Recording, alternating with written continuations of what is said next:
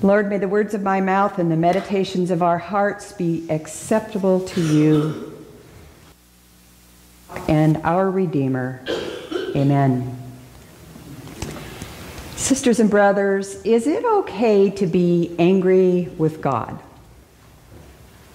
Is anyone here brave enough to raise their hand if you've been angry with God before? Thank you, brave souls.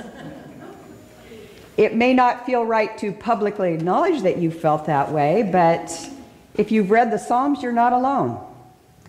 God already knows anyway what's in our hearts and what has always been there. So if we've been angry before, we haven't pulled anything over on God. Well, Jonah prays and asks for death. Not because he's failed his mission. On the contrary, he prays because he's disappointed with the extraordinary success that he's had. And God puts the question to him and to us. Is it right for you to be angry? Ben Franklin had two things to say about anger. Whatever begins in anger ends in shame. Anger is never without reason, but seldom with a good one. Jonah was displeased, and he was angry with God instead of being pleased with the reaction of the Ninevites and with God's response to save them. He acts very much like a child, going off to his little bush and his little booth and waiting there. Abraham Lincoln's Secretary of War, Edwin Stanton, was angered by an army officer who accused him of doing favoritism. Stanton complained to Lincoln, who suggested Stanton write a letter to this person, this officer. So he did, and he showed the strongly worded missive to the president, who said, "What are you going to do with it?" And Stanton, surprised, said, "Send it." And Lincoln shook his head and said, "You don't want to send that letter. Put it in the stove. That's what I do when I've written a letter while I'm angry. It's a good letter, and you had a good time writing it, and you feel better. Now burn it and write another." The Lord is about to give a challenge to Jonah on his right to be angry and what he's doing with it. The Lord appoints a bush to shade Jonah from some discomfort. And you learn by this story what a patient teacher God is. Some people say that in the Old Testament, the First Testament, that God's a wrathful God. Well, this story is going to show you the other side of God. And it's going to show you that God is consistent with people throughout time. So then God is wise beyond human knowledge because he does something else and we're not sure what it is and what's going on, but God has a plan. He appoints a worm to kill the plant and ruin Jonah's shade. And then he appoints wind to make Jonah even more miserable. How strange this seems. One Bible commentator wrote, "Jonah's recent zest for life shriveled as God uses destructive means, worm, sun, wind, to instruct Jonah." Jonah's repeated death wish completes a circle of mood swings: death wish, extreme happiness, death wish. The prophet is so angry that the thought of death seems better than life without the plant. When it comes to emotions, Jonah's all over the place. He's angry that the shade is gone, and then he tries to make out to God that he pities the plant. Oh, the poor plant. Which is it, Jonah? A do-it-yourself catalog firm received the following letter from one of its customers. "I built a birdhouse according to your stupid plans, and not only is it too big, it keeps blowing out of the tree. Signed, Unhappy." The firm replied, "Dear Unhappy, we're sorry about the mix-up. We accidentally sent you a sailboat blueprint. But if you think you're unhappy, you should read the letter from the guy who came in last in the yacht club regatta." The Lord allows Jonah to think about his anger and to think about the reason for it. He has Jonah right where he wants him. And Jonah's so much entrenched in his pity party, he doesn't even get it. He's forgotten something very important. God is God, and God will do. Sometimes you can't see the forest for the trees. You know that expression? We get so lost in our own life situations, we miss the big picture that God intends for us to see. Architect Frank Lloyd Wright once told of an incident that may have seemed insignificant at the time, but had a very profound influence on his life. The writer, when he was 9 years old, went walking across a snow-covered field with his reserved, no-nonsense uncle. As the two of them reached the edge of the field, his uncle stopped him and he pointed out his own tracks in the snow, straight and true as an arrow's flight.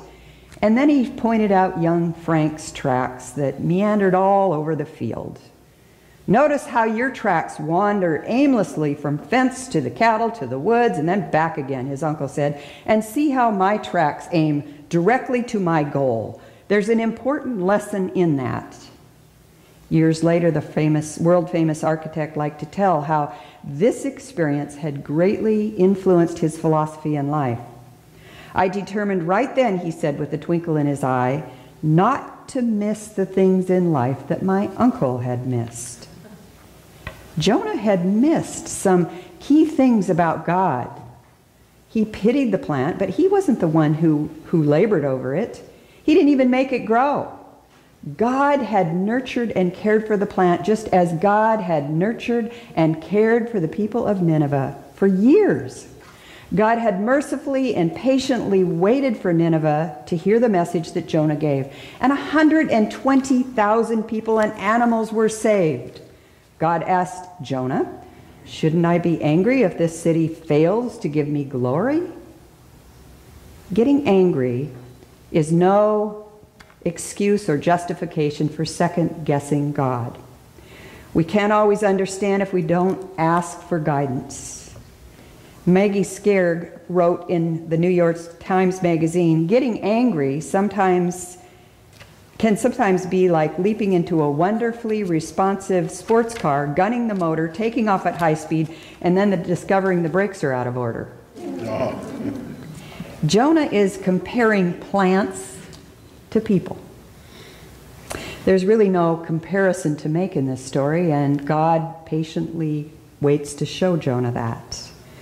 Jonah's frustration is a great contrast to God's compassion.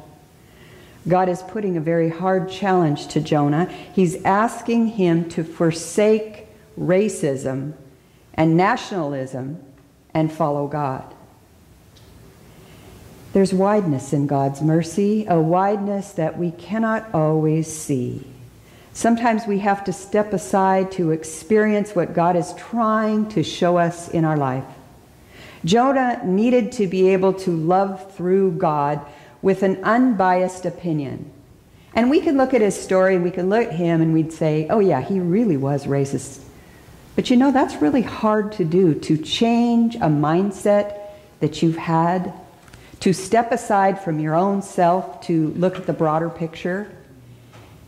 And yet we've seen it in South Carolina. You have to ask God to change your heart, and it won't happen overnight. It will happen over time. So if you would do this, if you would pause for a moment and get in touch with your feelings and think about someone in your life that's been really difficult. And just pause and ask God to be with you in dealing with this person.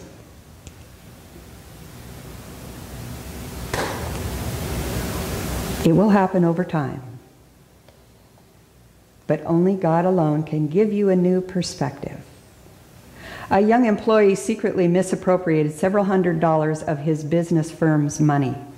When this action was discovered, the young man was told to report to the office and the senior partner. As he walked upstairs toward the administrative office, the young employee was heavy-hearted. He knew without a doubt that he would lose his position at the firm. He also feared the possibility that legal action might be taken against him. Seemingly, his whole world had collapsed. Upon his arrival in the office, the senior executive looked at the young man and questioned him about the whole affair.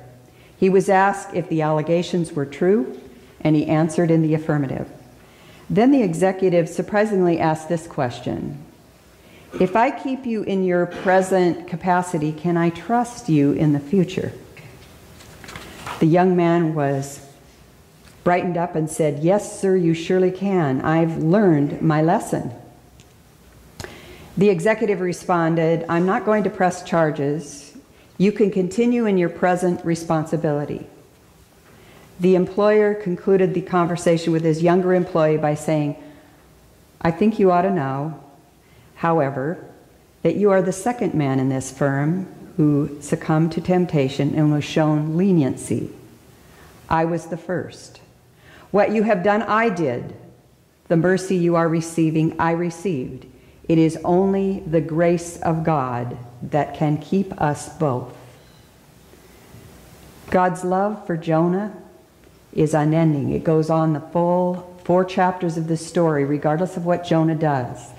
God consistently moves into his life and stays there, and stays with him, and teaches him, and changes him. God is merciful. God is slow to anger. God is abounding in love. Let us give thanks for this story that reminds us all. Amen.